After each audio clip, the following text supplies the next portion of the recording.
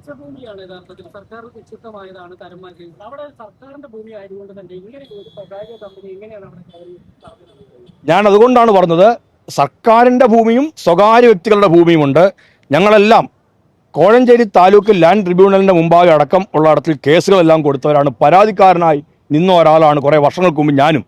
ആ പരാതികളുടെ അടിസ്ഥാനത്തിലാണ്, കേസിൻ്റെ അടിസ്ഥാനത്തിലാണ് ഞാൻ ഉൾപ്പെടെ നിരവധി തവണ ലാൻഡ് ട്രിബ്യൂണലിൻ്റെ അടക്കമുള്ള ഇടങ്ങളിലേക്ക് ഈ കേസുമായി പോയി, പരാതിയുമായി പോയി, ഹിയറിങ്ങിലെല്ലാം ബന്ധപ്പെട്ടിട്ടാണ് ഈ മിച്ചഭൂമിയാണ് എന്നുള്ളതിലേക്ക് എത്തിയതെല്ലാം. അവിടെ ഹൈക്കോടതിയിലെ ഉത്തരവുകളുണ്ട്, സുപ്രീം കോടതിയിലെ ഉത്തരവുകളുണ്ട്. ഇതൊക്കെ ഇതിൻ്റെ ഭാഗമായി വിമാനത്താവള പദ്ധതിയുമായി ബന്ധപ്പെട്ടുണ്ട്. അപ്പോൾ ഇതെല്ലാം കോഴഞ്ചേരി താലൂക്കിൻ്റെ അല്ലെങ്കിൽ ഇതിൻ്റെ മിച്ചഭൂമിയുമായി ബന്ധപ്പെട്ട് വന്നിട്ടുള്ള ഉത്തരവുകൾ, അത് ഗവൺമെൻറ് ഭൂമിയായി ഏറ്റെടുത്തത്, അതിനെ ചിലപ്പോൾ കോടതിയിൽ ചോദിച്ചു. പക്ഷേ ഇപ്പോഴും നിലവിൽ ആ സ്റ്റാറ്റസിലാണ് നിൽക്കുന്നില്ല.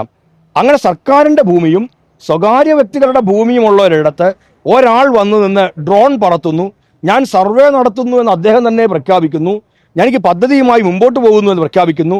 നിയമവാഴ്ചയെ വെല്ലുവിളിക്കുന്ന ഇത്തരമൊരു കാര്യങ്ങളിൽ എന്തുകൊണ്ടാണ് ഭരണ സംവിധാനത്തിൻ്റെ ഭാഗമായ ആൾക്കാർ മൗനം പാലിക്കുന്നത് എന്നുള്ളതാണ് ഏറ്റവും ഗൗരവതരമായ കാര്യം. കുറ്റകരമായ മൗനമാണ് ജില്ലാ ഭരണകൂടത്തിൻ്റെയും സംസ്ഥാന ഭരണകൂടത്തിൻ്റെയും ഭാഗത്തു നിന്ന് ഈ സംഭവത്തിൽ ഉണ്ടായിരിക്കുന്നത്. ആറന്മുള MLA ചോദിക്കുമ്പോൾ അവരാരും പരസ്യമായ പ്രതികരണം പോലും തരാതെ ഒഴിഞ്ഞു മാറുകയാണ്. അപ്പോൾ അത് ഈ എബ്രഹാം കലമണി അവകാശപ്പെടുന്നുമുണ്ട് ആന്റോ ആന്റണിയും അത് നിർത്തിവെത്തിയാണ് പിന്തുണയുന്നത്. അപ്പോൾ അത് കൂട്ടിച്ചേർത്തുമായി നേരത്തെയും ഇവരിൽ പലരും പരസ്യമായ പിന്തുണയുമായിട്ട് എത്തിയിരുന്നതാണ്. ആ പിന്തുണയ്ക്കൊന്നും അവിടെ നിലനിൽപ്പില്ല എന്നുള്ളത് ആറന്മുള തെളിയിച്ചിട്ടുണ്ട്. ഏത് MLAയും ഏത് MP യും പിന്തുണ കൊടുത്താലും ഈ കാര്യത്തിനകത്ത് ആ നാട്ടിലെ ജനങ്ങൾ അംഗീകരിക്കുകയില്ല. ജയിപ്പിച്ചിട്ടുണ്ടാവും ആൾക്കാരെ, അത് നാടിൻ്റെ ജനപ്രതിനിധിയാവാനാണ്, കച്ചവടക്കാരനാവാൻ വേണ്ടിയിട്ടല്ല. കച്ചവടത്തിൻ്റെ രീതിയുമായി വന്നു കഴിഞ്ഞാൽ വോട്ട് ചെയ്തവർ പോലും എതിർത്തു നിൽക്കും എന്നുള്ളതാണ് എല്ലാ രാഷ്ട്രീയ സംഘടനകളും ചേർന്ന് നടത്തിയ ഒരു സമരത്തിലൂടെ തെളിവായ കാര്യം, വെളിവായ കാര്യം. അത് ആറന്മുള തെളിയിച്ചിട്ടുള്ളൊരു കാര്യമാണ്. ഞാൻ എൻ്റെ ഒരു വാദഗതിയായി പറയേണ്ട ഒരു കാര്യമല്ല, അത് ആറന്മുള കാട്ടിക്കൊടുത്തൊരു കാര്യമാണ്. ഈ ഒരു കാര്യം ജനപ്രതിനിധിയാക്കിയിട്ടുണ്ടാവാം, പക്ഷെ അതിൻ്റെ അർത്ഥം നിങ്ങൾ ഞങ്ങളുടെ നാട് കച്ചവടം ചെയ്തോളൂ, കച്ചവടക്കാരോടൊപ്പം ചേർന്നുകൊള്ളൂ എന്നല്ല. ഇപ്പോൾ നടക്കുന്ന ഏറ്റവും പ്രധാനപ്പെട്ട കാര്യം കച്ചവടത്തിൻ്റെ കാര്യമാണ്. കേരളത്തിലെ ഒരു ഗവൺമെൻറ് സാധാരണഗതിയിൽ എല്ലാവരും പറയും, ഏത് ഗവൺമെൻറ്റിനും പറഞ്ഞ കാര്യം, ഒരു ടൈം ഉണ്ടല്ലോ, ആദ്യത്തെ ഒരു അല്ലെങ്കിൽ 100 ദിവസം എന്നൊക്കെ പറയുന്നൊരു ഹണിമൂൺ പീരീഡ് എന്നൊക്കെ പറയുന്നത് പോലെ അവരുടെ തുടക്കകാലമാണ്, എല്ലാം പരിചയിച്ച് വരുന്നതേ ഉള്ളൂ. കേരളത്തിൻ്റെ നിയമസഭയിൽ തന്നെ നിയമസഭാ സമ്മേളനം കൂടിയ ആദ്യ ദിവസങ്ങളിൽ ക്വസ്റ്റ്യൻ അവർ ഇല്ലായിരുന്നു. ഞങ്ങൾ ആരും റൂൾ 50 അവതരിപ്പിച്ചില്ല, ഞങ്ങൾ സബ്മിഷൻ അവതരിപ്പിച്ചില്ല, ശ്രദ്ധ ക്ഷണിക്കൽ ഉണ്ടായില്ല. എന്താ കാര്യം? ഒരു ഗവൺമെൻറ് അങ്ങോട്ട് തുടങ്ങിയിട്ടേ ഉള്ളൂ. ആ തുടങ്ങിയ ഗവൺമെൻറ് ഓഫീസുകളൊക്കെ ആവുന്നതേ ഉള്ളൂ, മന്ത്രിമാർ കാര്യങ്ങൾ പഠിക്കുന്നതേ ഉള്ളൂ. അതുകൊണ്ട് നമുക്ക് കുറച്ച് ഒരു രീതിയിലേക്ക് കുറേ ദിവസങ്ങൾ കഴിഞ്ഞിട്ട് മാത്രം മതി ചോദ്യോത്തരവേള എന്ന് തീരുമാനിച്ചു. ഞങ്ങൾ അംഗീകരിച്ചു. ചോദ്യോത്തരവേള ഉണ്ടായില്ല, ആ ദിവസങ്ങളിൽ സബ്മിഷൻ ഉണ്ടായില്ല, ശ്രദ്ധ ക്ഷണിക്കൽ ഉണ്ടായില്ല. ഞങ്ങൾ റൂൾ 50 എന്ന് പറയുന്ന തരത്തിൽ സഭാ നടപടികൾ താൽക്കാലിക നിർത്തിവെച്ചുകൊണ്ട് ചർച്ച ചെയ്യണം എന്ന് പറഞ്ഞാൽ അടിയന്തര പ്രമേയത്തിൻ്റെ കാര്യങ്ങളിലേക്കും ഞങ്ങൾ എത്തിയില്ല. പക്ഷേ എത്തായിരുന്നൊരു കാര്യം വെച്ചാൽ ഇവർ ഈ കാര്യമെല്ലാം പഠിച്ചവരുടേതാണ്. പക്ഷേ ഈ ദിവസങ്ങളിൽ നിയമസഭയുടെ നടപടിക്രമങ്ങളോ ഭരണ നടപടിക്രമങ്ങളോ പഠിക്കുന്നതിനപ്പുറത്തേക്ക് എങ്ങനെ കച്ചവടം ചെയ്യാം എന്നുള്ളത് അവർ നടപ്പിലാക്കുന്നതാണ് കേരളം കാണുന്നത്. അതുകൊണ്ട് ഇന്ന് കേരളം കണ്ടുകൊണ്ടിരിക്കുന്നത്, പണം നയിച്ചവൻ നാട് ഭരിക്കട്ടെ എന്ന് ഫ്ലെക്സിലുണ്ടായിരുന്നുവെങ്കിൽ പണം മുടക്കിയവൻ കേരളം ഭരിക്കട്ടെ എന്നാണ് ബജറ്റ് പറഞ്ഞത്. ഇപ്പോൾ കേരളം ഭരിക്കാൻ കച്ചവടക്കാർ ഇറങ്ങുന്നൊരു രീതിയാണ് ഇന്ന് കണ്ടുകൊണ്ടിരിക്കുന്നത്. കേരളത്തെ അദാനി അടക്കമുള്ളവരുടെ കച്ചവടം നടക്കുന്നിടത്ത് ചെറുതും വലുതുമായ കച്ചവടക്കാർ ഓരോ ഇടങ്ങളിൽ നിന്നിട്ട് ഞങ്ങൾ ആ കച്ചവടത്തിന് റെഡിയാവുന്നു എന്ന് പറയുന്നിടത്ത് കച്ചവടക്കാരുടെ ഭരണത്തിന് അനുവാദം കൊടുക്കില്ല. കച്ചവടക്കാരുടെ ഭരണം നടത്താൻ, കച്ചവടക്കാർക്ക് ഭരിക്കാൻ കേരളത്തെ വിട്ടുകൊടുക്കില്ല. കേരള ഭരണം കച്ചവടത്തിനുള്ളതല്ല.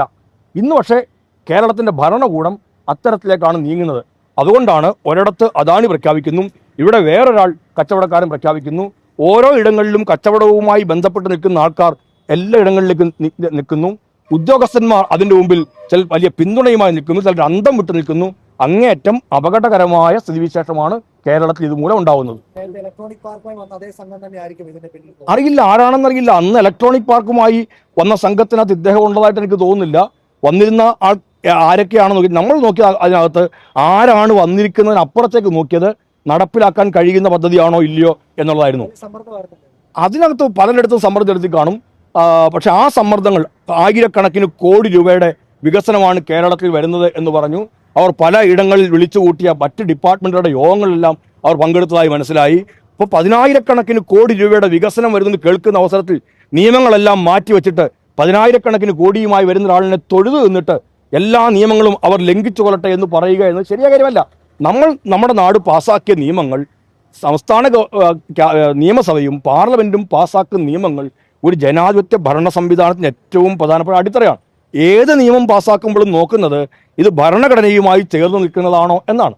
ഭരണഘടനയുമായി ചേർന്ന് നിൽക്കുന്നതാണോ ഇല്ലയോ എന്ന് നിയമസഭ തന്നെ നമ്മൾ പറയാം തലനാരിഴ കീറി ചർച്ച ചെയ്യുന്ന ഒന്നാണ്. അപ്പം ഭരണഘടനയുമായി ചേർന്ന് നിൽക്കുന്ന ഒരു നിയമം സൃഷ്ടിച്ചിട്ട് ആ നിയമത്തെ അട്ടിമറിക്കാൻ കുറച്ച് കച്ചവടക്കാർക്ക് നിന്നു കൊടുക്കുക, കൂട്ടുനിന്ന് കൊടുക്കുക എന്ന് പറഞ്ഞാൽ പറ്റില്ല എന്നുള്ളത് കൊണ്ട് തന്നെയാണ് IT പാർക്കുമായി വന്നപ്പോൾ ഫയലിൽ തന്നെ ഞാൻ അതിൻ്റെ ഉത്തരവിട്ടത്. ഒരു കാരണവശാലും ഈ നിയമലംഘന പരിപാടിക്ക് അനുകൂലമായി നിലപാടെടുക്കാൻ കഴിയില്ല എന്ന തരത്തിൽ അതിൻ്റെ നിലപാട് വ്യക്തമാക്കിയത് ഫയലിൽ രേഖപ്പെടുത്തിയതും. അപ്പം ഗവൺമെൻറ്റൊക്കെ മാറുമ്പോഴേക്കും പുത്തൻ രൂപത്തിൽ ആൾക്കാർ വരുന്നു, അവർ കച്ചവടത്തിൻ്റെ രീതിയുമായിട്ട് വരുന്നു, ആളുകളെ ക്യാൻവാസ് ചെയ്യാൻ പറ്റുമോ എന്ന് നോക്കുന്നു. അത്തരം കുഴികളിൽ വീണാൽ ഈ നാട് അതിനോട് പൊറുക്കുകയില്ല എന്നുള്ളതാണ് ഇന്നലകളിൽ ഈ നാട് കാഴ്ചവെച്ചിട്ടുള്ളത്. അതുകൊണ്ട് ആറന്മുള ഈ കാര്യത്തിൽ ഒറ്റയ്ക്കല്ല, കേരളം അതിനൊപ്പമുണ്ടാകും. ആറന്മുളയിലെ സമരം കേരളത്തിനും ഇന്ത്യക്കും മാതൃകയായിരുന്ന ഒരു സമരമാണ്. എല്ലാ വിഭാഗം ജനങ്ങളും അതിനോടൊപ്പം ചേർന്ന് നിന്നിരുന്നു. ആറന്മുളയുടെ ജനങ്ങളുടെ കുടിവെള്ളം മുട്ടിക്കുന്ന, വയലുകൾ ഇല്ലാണ്ടാക്കുന്ന, അവിടുത്തെ മലകളെ തുരക്കുന്ന ആ പദ്ധതിക്ക് അനുകൂലമായി നിൽക്കാൻ ആർക്കും കഴിയുകയില്ല എന്നുള്ളതാണ് യാഥാർത്ഥ്യം. അത് ഏതൊരാൾ രാഷ്ട്രീയ പിന്തുണയുടെയും പിൻബലത്തിൻ്റെയും ഭാഗമായിട്ട് വന്നാലും അതിനോടൊപ്പം കമ്മ്യൂണിസ്റ്റ് പാർട്ടിക്ക് ഇടതുപക്ഷത്തിന് ചേരാൻ പറ്റുകയില്ല. ഇപ്പൊ ഇതിന്റെ ഒരു സെക്കൻഡ് ഫേസ് സർവേ കൂടെ അദ്ദേഹം നടത്തും എന്നൊക്കെ പറയുന്നുണ്ട്. എന്തെങ്കിലും LDF തടയോ എന്തെങ്കിലും ചെയ്യും? ഇല്ല, അത് തടയേണ്ടത് ഒരു രാഷ്ട്രീയ പാർട്ടി സർവേ നടത്താൻ തുടങ്ങിയാൽ ഇവിടെ ഗവൺമെന്റ് ഉണ്ടാവണ്ടേ. നിയമവിരുദ്ധമായ കാര്യം ചെയ്താൽ തടയേണ്ടത് ഇവിടുത്തെ ഗവൺമെന്റ് അല്ലേ. സർക്കാർ ഭൂമിയിൽ സർവേ നടത്താൻ എങ്ങനെയാണ് സ്വകാര്യ വ്യക്തിക്ക് ഇവർ എങ്ങനെയാണ് പവർ ഓഫ് അറ്റോർണി കൊടുത്തിട്ടുണ്ടോ? അങ്ങനെ ചെയ്യാൻ പാടുണ്ടോ ഒരു ഗവൺമെന്റ്? ഒരു ഗവൺമെന്റ് ഇടപെടേണ്ട ഈ കാര്യത്തിനകത്തെല്ലാം. അതുകൊണ്ടാണ് ഞാൻ ജില്ലാ ഭരണകൂടത്തിൻ്റെയും കാര്യം പറഞ്ഞത്. ഇങ്ങനെ ഒരാൾ പറയുന്നു ഞാൻ സർവേ നടത്തിയെന്ന് മാധ്യമങ്ങളോട് പറയുന്നു, ഞാൻ ഡ്രോൺ സർവേ നടത്തുന്നു, ഡൽഹിയിൽ നിന്ന് ആളിനെ കൊണ്ടുവന്നു എന്ന് പറയുന്നു, സർക്കാർ ഭൂമിയിൽ സർവേ നടത്തി എന്തും ചെയ്യാം എന്ന് പറയുന്നു, സ്വകാര്യ വ്യക്തികളുടെ ഭൂമിയിൽ സർവേ നടത്തുന്നു. ഇതൊക്കെ നടത്തുമ്പോൾ ആരാണ് ഭരിക്കുന്നത്? ഒരു വ്യവസായിയാണോ കേരളത്തിന്റെ ഭരണം നിൽക്കുന്നത്?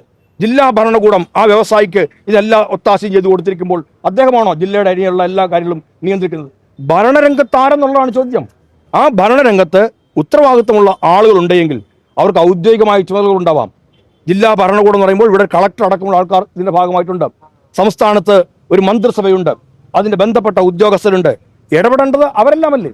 ആ ഇടപെടൽ ഉണ്ടായില്ല എങ്കിൽ ശക്തമായ ബഹുജന പ്രക്ഷോഭം ഈ നാട്ടിലുണ്ടാവുക തന്നെ ചെയ്യും.